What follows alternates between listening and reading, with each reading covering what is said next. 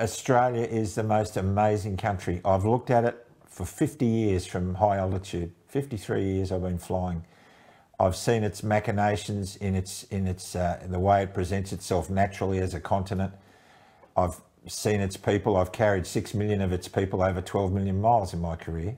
It's one of the most recognisable brands in the world. And Australia is one of the most recognisable countries in the world. Our wildlife is unique. Our people are unique. Our climate is unique.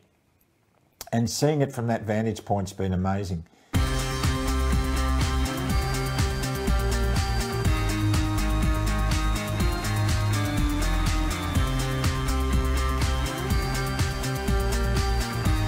Yes, my name's Graham Hood. I'm a 32-year command veteran with Qantas Airways, based in Brisbane at the time. And as a result of the vaccine mandates that were being brought in by the company, I decided I just couldn't go along with that and I had to make a stand.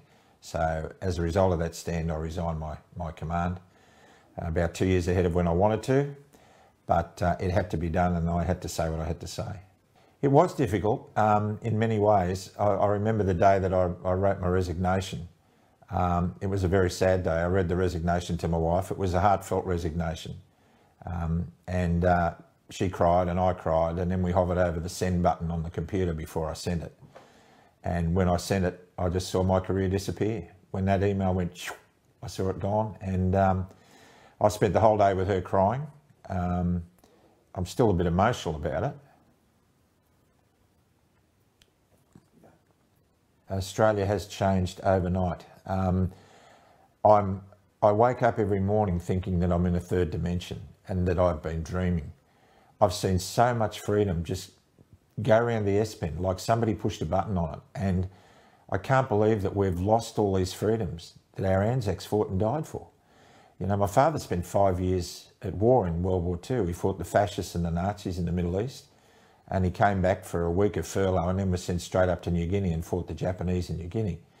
And he did that so that I wouldn't have to have these conversations. I think my role more is to inspire people to do their research, inspire people to realise they do have a democratic right to say no, and to have them live into that right and understand that it's okay. They don't have to hide in the shadows yet.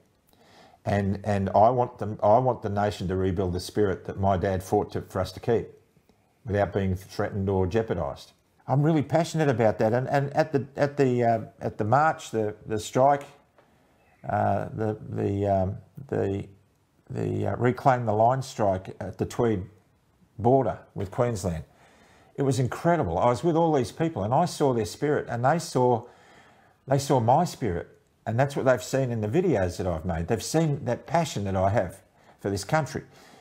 And to walk through 1,000+ people and get a standing ovation just because they see me as some kind of patriot makes me cry, because I thought we all were.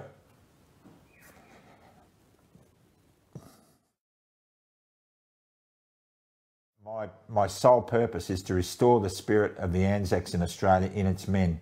Because when men are properly mentored and when they're fulfilled with the passion and the love for this country and they see the world through a different lens, they're men that women and children want to be around. They're men that respect their women and children enough to protect them and to love them. They will take a bullet for their wives and family. And that doesn't denigrate the role of women, because we're all different.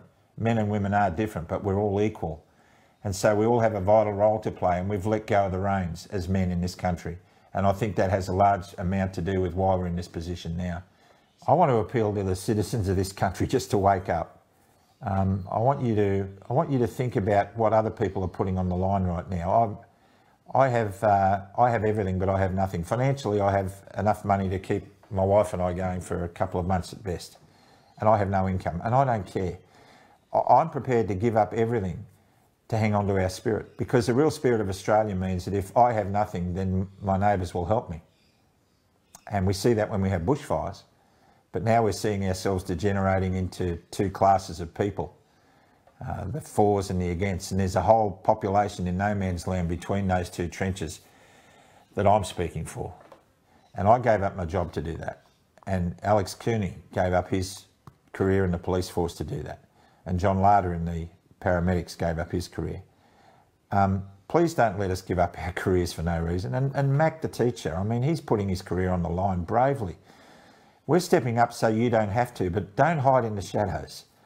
We've given away our careers and our jobs so that you don't have to, but we're giving you a platform and a voice. So please step in behind us, join us, and tell those that need to know that we're not going quietly into the night, and we want our country back, and we want our freedom back.